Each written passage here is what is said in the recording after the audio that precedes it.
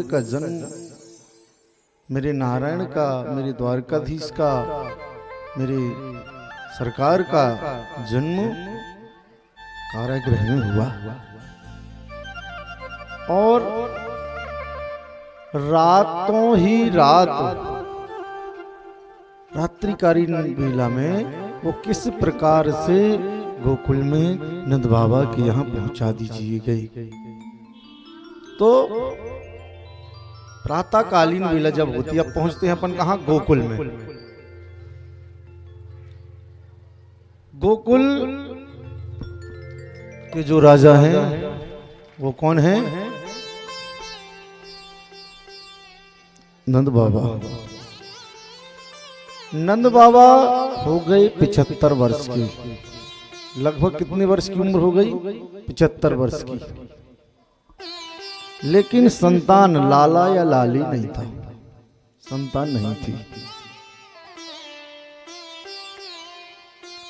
नंद बाबा ने गर्गाचार्य जी से कहा कि हे गुरु बाबा, कोई ऐसा यज्ञ अनुष्ठान वगैरह करो जिससे लाला की उत्पत्ति, लाली की संतान की प्राप्ति हो। गुरु बाबा ने कहा समय आने से सब कुछ होता है बाबा, कर्म और भाग्य की गति को कोई नहीं बदल सकता। समय और कर्म और भाग्य ये बड़े प्रबल होते हैं। भाग्य में जब कोई चीज होती है तो वो योग बन जाते हैं, वो संयोग बन जाते हैं, वो वस्तु प्राप्त हो जाती है। और जो चीज भाग्य में नहीं है, आप कितना भी यत्न कर लो, कितना भी प्रयास कर लो, वो वस्तु आपको मिलने वाली कदाचित नहीं है, किंतु भी नहीं है। नंद बाबा की दो बहनें हैं, एक का नाम है नंदा और दूसरी का नाम है सुनंदा। जैसे ही नंद बाबा की बहनों को पता चला कि हमारी भाभी यशोदा जी गर्भ समय से हैं, गर्भकाल से हैं, तो 6 महीने पहले वो दोनों आ गई। 6 महीने पहले आ गई और भाभी की बड़ी देखभाल और सेवा खुशामद करने लगी। क्यों करने लगी? क्या कारण है?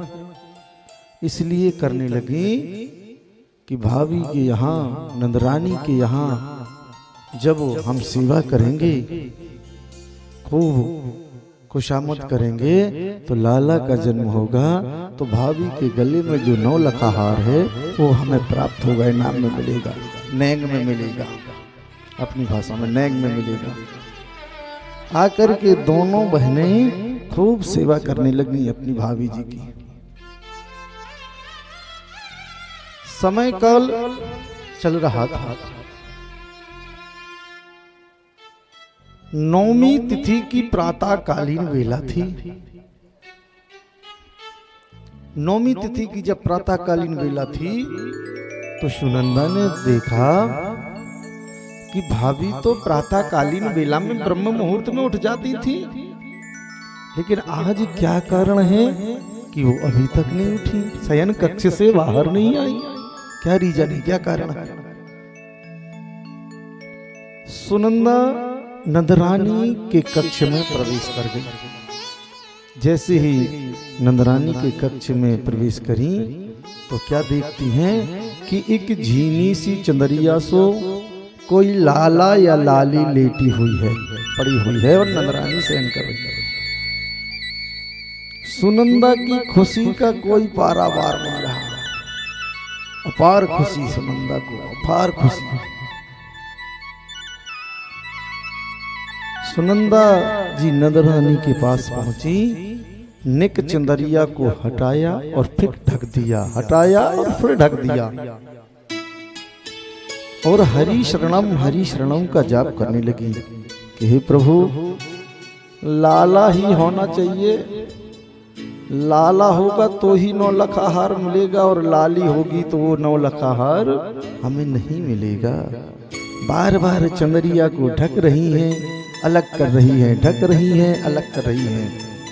और जैसे ही प्रभु का सुमरण करके निक चंदरिया को अलग किया लाला के दर्शन हो गए। सुनंदा दौड़ दौड़ कर थाली बजाने लगी और बाहर महलों की ओर भाग भाग कर आने लगी। भाई जी बधाई हो भाई जी। नंद बाबा ने कहा, अरे बहना कहा बात की बधाई दे रही हो। सुनंदा ने कहा, भाई जी जो आपने ब्राह्मण जिमाए, गौवन की ब्राह्मणन की सेवा की, यज्ञ किया, वाको प्रताप सो एक लाला आयो भयो है। जैसे ही नंद बाबा ने सुना कि लाला का जन्म हो चुका है, नंद बाबा की खुशी का पारावार नहीं रहा। नंद बाबा आज बहुत खुश, बहुत प्रसन्न, दौड़ने लगे, खुशी मनाने लगे। बगल बंदी पहनी, पटका बांधा, सिर पर पगड़ी बांधी, मूछन में ताव लगाया, इत्र लगाया, काजल लगाया और कहने लगे, लाइयो रे छोरा दर्पण, देखो तो कैसो लगो हूं। तो ग्वाल वालों ने कहा, बाबा आप तो बिल्कुल दूल्हे लग रहे हो, दूल्हे। आज 75 का नंद बाबा 16 वर्ष का हो गया। इतनी खुशी बाबा को।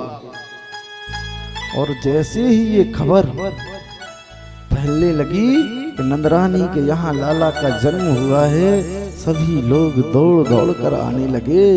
नंद बाबा ने गर्गाचार्य जी को बुलाया, स्वस्ति पाठ कराया। नंद कछु इतनो जो दियो, बच्ची बचिया छछिया न पुछौरी। गायें 9 लाख गायें, हीरा मोती जवाहरात सब कुछ लुटा दिया। इतना दान दिया नंद बाबा ने, कोई कमी नहीं राखी दान में। जिसने जो मांगा लुटा दिया, सर्वस्व। नंद बाबा की खुशी का कोई पारावार नहीं रहा। देखते ही देखते नंद महल में भीड़ लग गई। जैसी ही ये खबर फैली कि नंद रानी नंद बाबा के यहाँ लाला का जन्म हुआ है, सभी गोप ग्वाले, गोपियां, सखियां जितने भी थे, सभी नंद महल की ओर आने लगे। गोपों ने भी सुंदर श्रृंगार किया, ग्वालों ने भी सुंदर श्रृंगार किया, गोपियों ने भी सुंदर श्रृंगार किया। 84 गज के लहंगे पहने, फरिया ओढ़ी, दुपट्टा ओढ़ा और संपूर्ण 16 श्रृंगार करके नंद महल के लिए आने लगी। जो गोपी 16 वर्ष की है उसने भी 16 श्रृंगार किया, और जो मैया 80 वर्ष की है उसने भी 16 श्रृंगार किया। और दौड़ दौड़ करके कहाँ आने लगी? नंद महल की ओर आने लगी। देखते ही देखते नंद महल में भीड़ एकत्रित हो गई, खूब भीड़ जुड़ गई और सभी एक दूसरे को बधाई दे रहे हैं, बधाई दे रहे हैं। बड़े बड़े माखन के गोले बनाए गए, एक दूसरे के मुख में माखन लगा रहे हैं, अपनी खुशी प्रकट कर रहे हैं, अपना आनंद। परमानंद के घर नंद घर आनंद भयो, नंद के घर कृष्ण नहीं आनंद भयो। तो आनंद कोई ऐसे थोड़ी मिलता है। आज हम ये कथा सुन रहे हैं, कह रहे हैं, इस आनंद की अनुभूति का कोई मूल्य नहीं है। 2 करोड़ रुपया खर्च कर लो तो वो आनंद नहीं मिलेगा। आनंद कब मिलता है? जब जगदम्बा मैया नैना देवी की कृपा होती है तो ये आनंद बरस रहा है। तो आनंद का जन्म हुआ, गोप ग्वाले सभी एकत्रित होकर के आ गए और एक दूसरे को बधाई देने लगे।